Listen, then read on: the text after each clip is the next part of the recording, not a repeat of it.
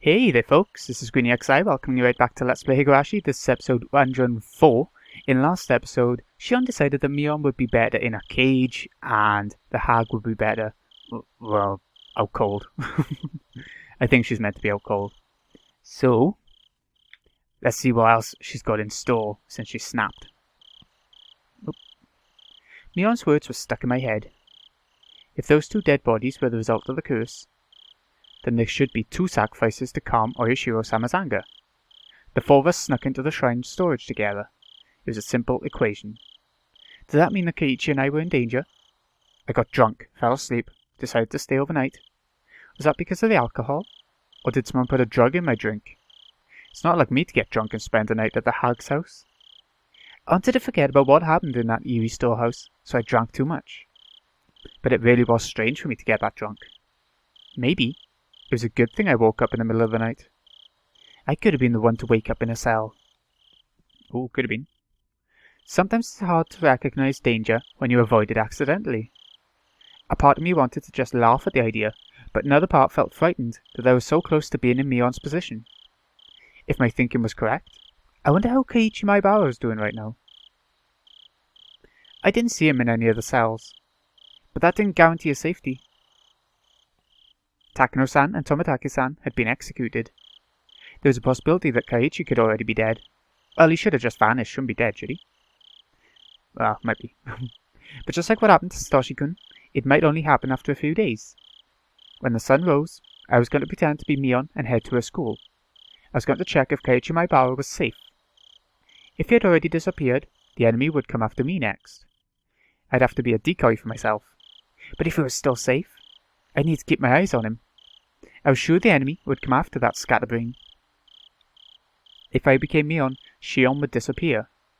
The enemy would think Shion had already been demoned away, and they'd concentrate on Keiichi. That's a smart move, if everything's true. If nothing happened to Keiichi, that would also be fine. It'd prove that nothing would happen to me either. The hag was still sleeping in the wheelchair. I was going to interrogate her, but actually, I wasn't expecting to learn that much. The woman, who was also known as Empress Sonzaki, probably wouldn't say a thing, even if her fingers were cut off.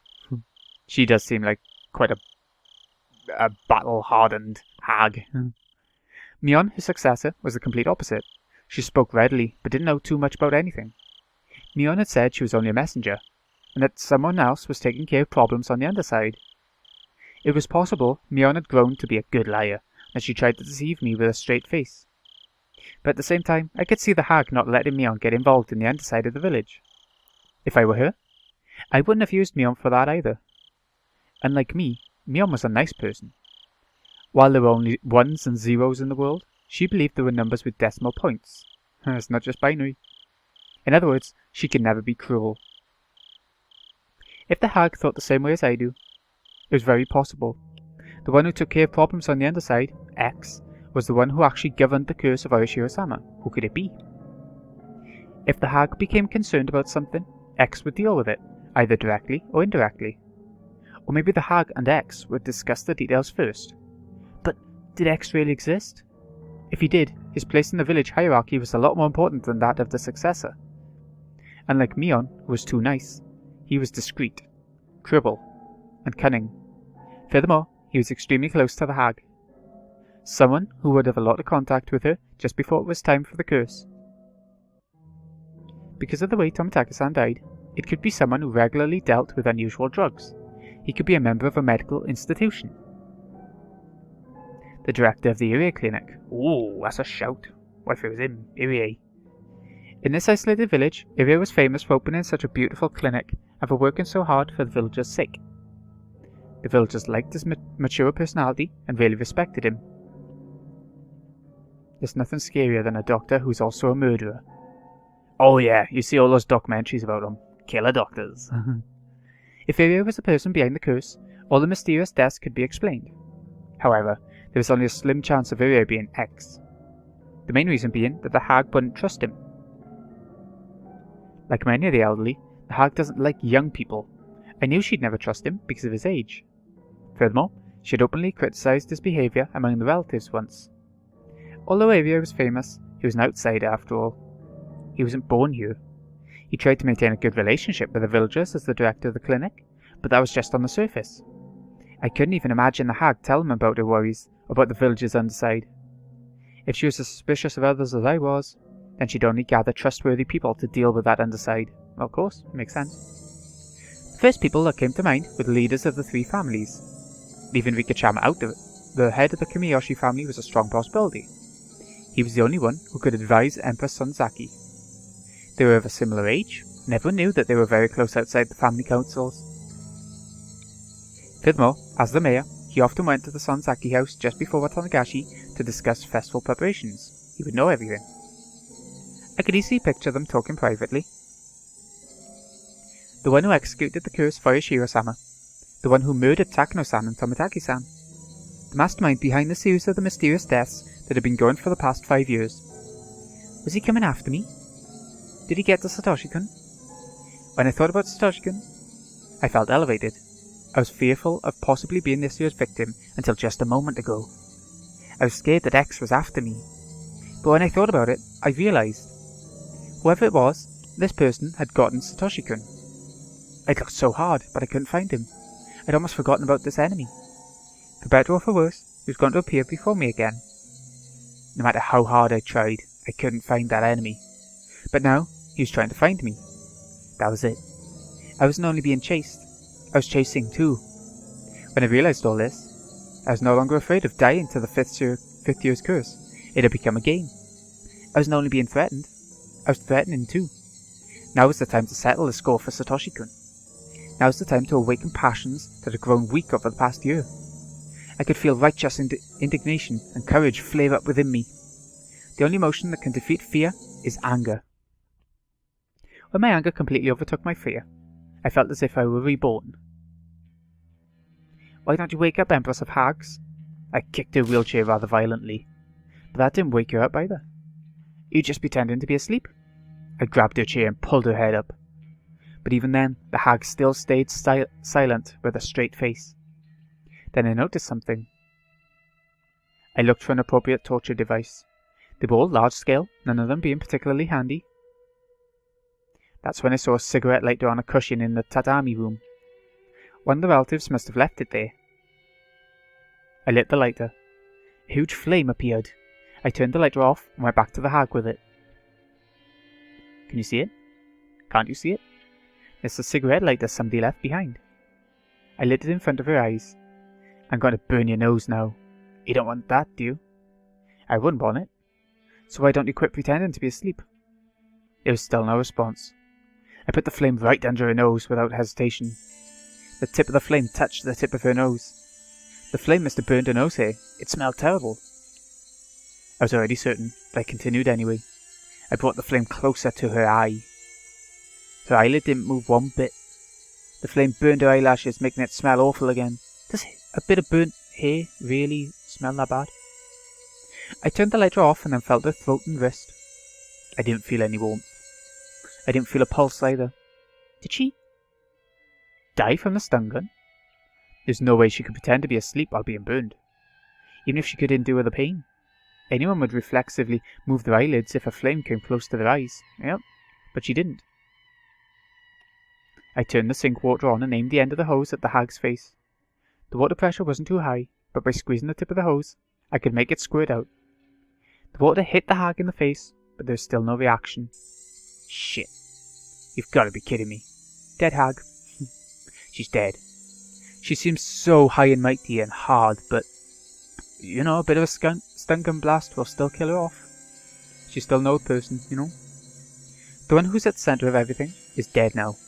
I knew she wouldn't talk, but I didn't expect her to end up dead. I'd never even thought of killing her. I walked around the room restlessly. I didn't feel guilty, but instead felt frustrated with what I'd done. Come on. I need to calm down. What do I need to be afraid of? Calm down. And stay cool. Calm down. That seems to be a phrase. She's used that a lot through the arc. Calm down. Stay cool. I could feel my brain starting to calm down. And my emotions cooling down with it. She was my true enemy. It was just that I killed her before confronting her about it. Sooner or later, I would have killed her anyway. She wouldn't have said anything in the first place, so there wasn't really a reason why I should have let her live. I didn't realise that until now, and that was why I got frustrated. My revenge for Satoshi-kun started with the unexpected death of my grandmother. It was such a strange feeling, like I was wearing sopping wet clothes. No? I replaced that feeling with anger. I couldn't forgive her. I couldn't forgive the hag for abusing the Hojo family, including Satoshi-kun, for so many years. She cornered him psychologically as well as physically. She didn't deserve an easy death from a stun gun. I picked up a whip that was hanging on the wall. The whip was designed to make sure the person on the receiving end got seriously injured. I swung it up and then down.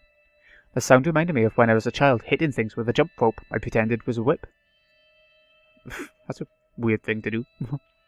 But unlike then, I'd made a purple mark on the hag's face and reddish-black blood started oozing out. I swung it up and then down again. This time the whip hits her in the head. Her hair flew in the air. I saw a bunch of her hair on the tip of the whip.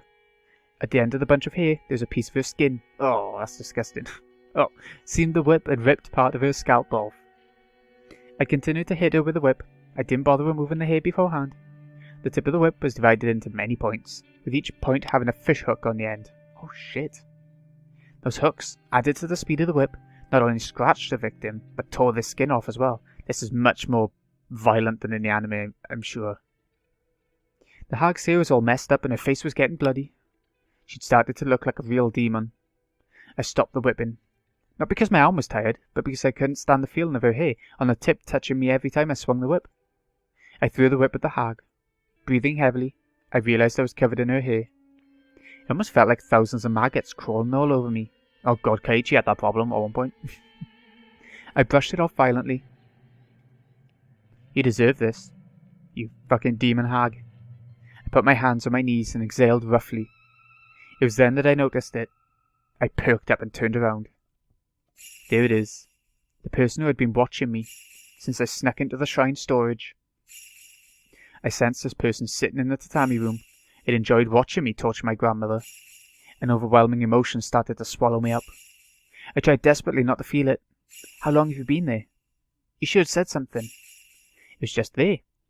Just like Satoshi-kun. It was just there. It was extremely uncomfortable to have it just be there. I see. Rena told me. Are you Shiro-sama? I smiled boldly, and yet I could feel my body shivering. She can actually see Shiro-sama. I mean, she thinks she can, you know. Can she really? Who knows? You can't fool me. Are you saying that you're Shiro-sama, and that the curse of Shiro-sama really does exist? Come on. Who would believe something like that? Huh? It was just my imagination. It couldn't be the curse of Shiro-sama. The curse couldn't be real. Everything was done by humans.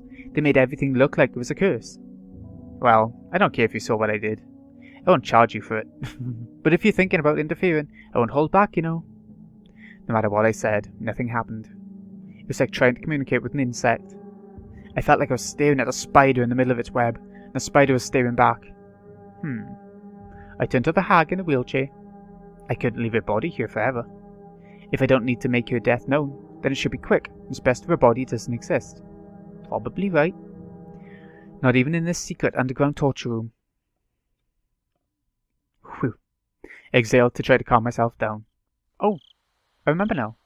When I was a little girl, because I used to love making me feel scared, she often told me scary stories about various horrible things. I recalled a story about the secret torture room of the Sonzaki family.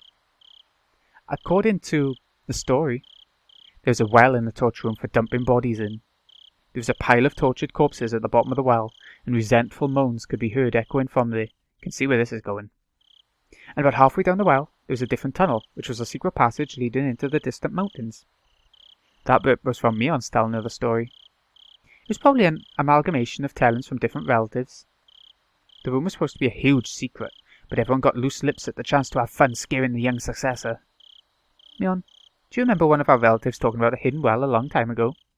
There's supposed to be a hidden well somewhere in this underground torture room, and it's connected to a secret passage. She's not going to tell you that, is she? Did you hear some noise earlier? That was me whipping the hag. Mion didn't reply, but I saw her bite her lip.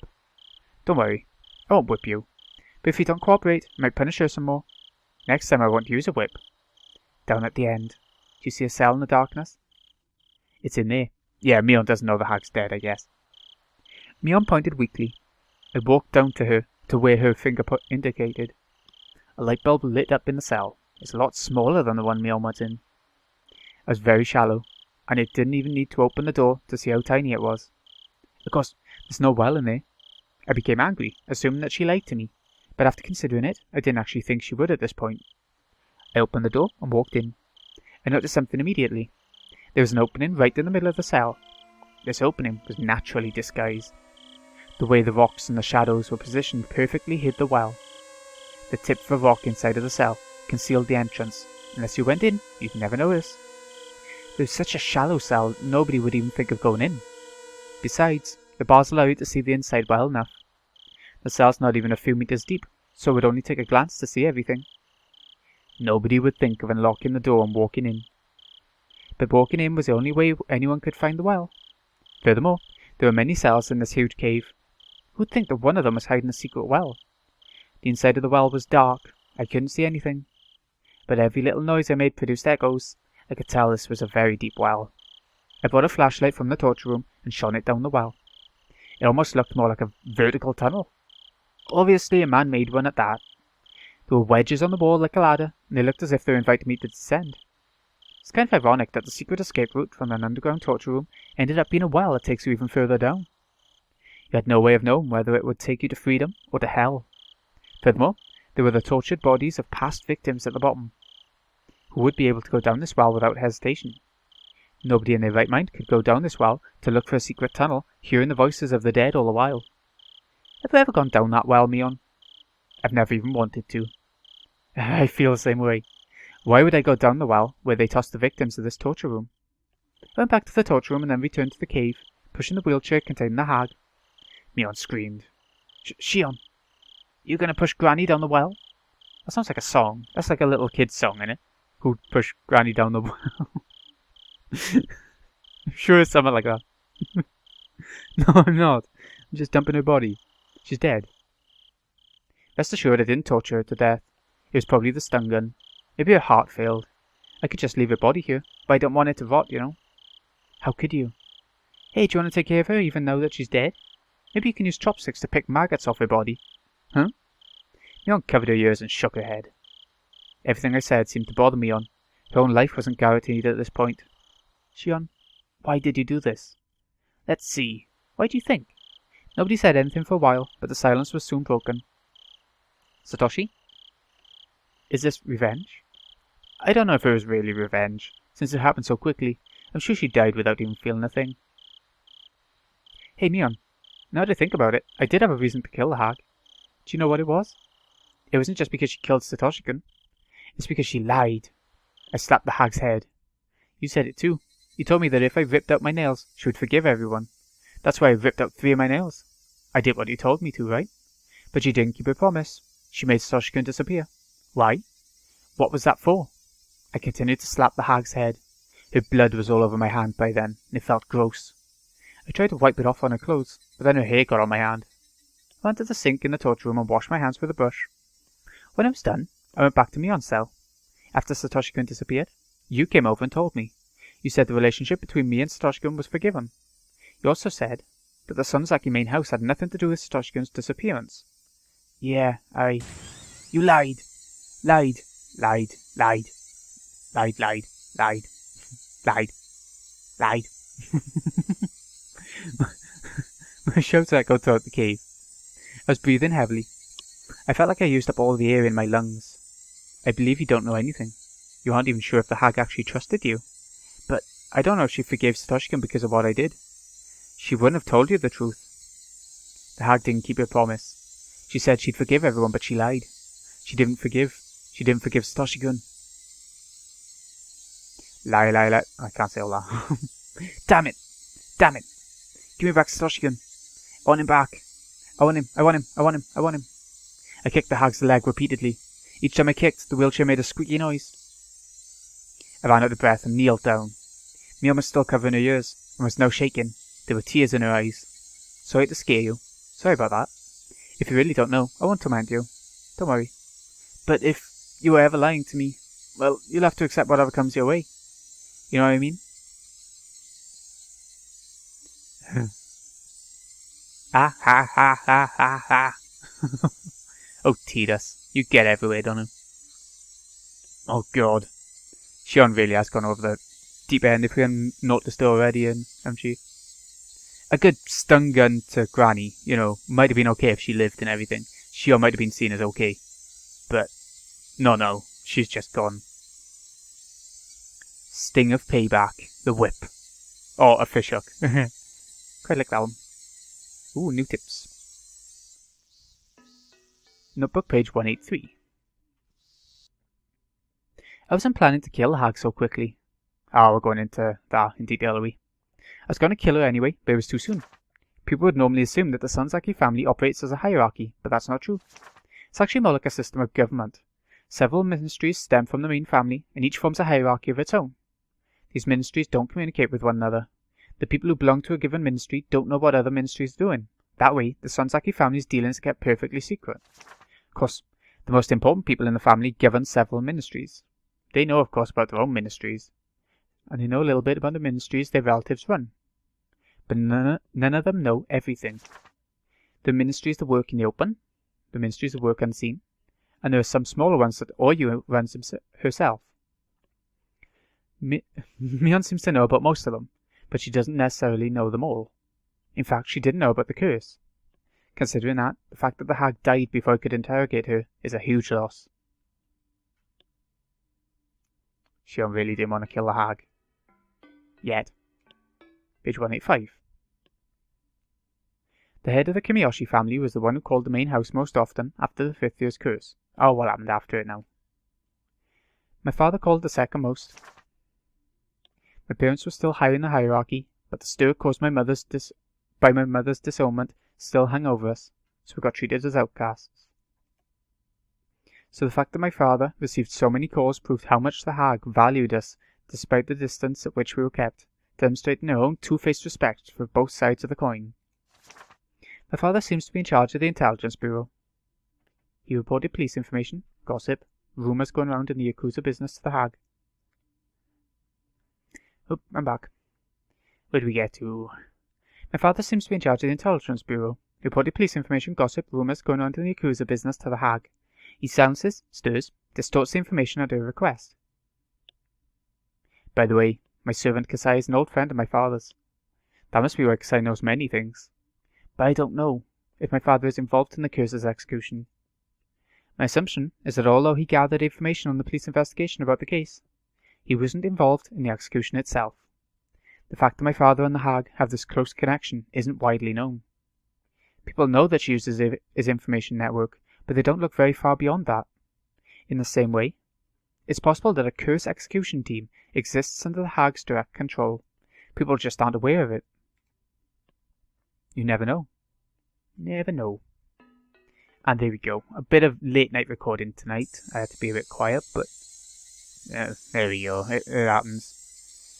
So, this has been Greeny XI. Hope you've enjoyed. Thank you so much for watching. I'll see you again next time when I think it might be the part where Shion goes to school as Mion and sees if Keiichi is still alive. That's what she said she was going to do. Or still there. Keiichi's still there. So, thanks again for watching, folks. See you again in a bit.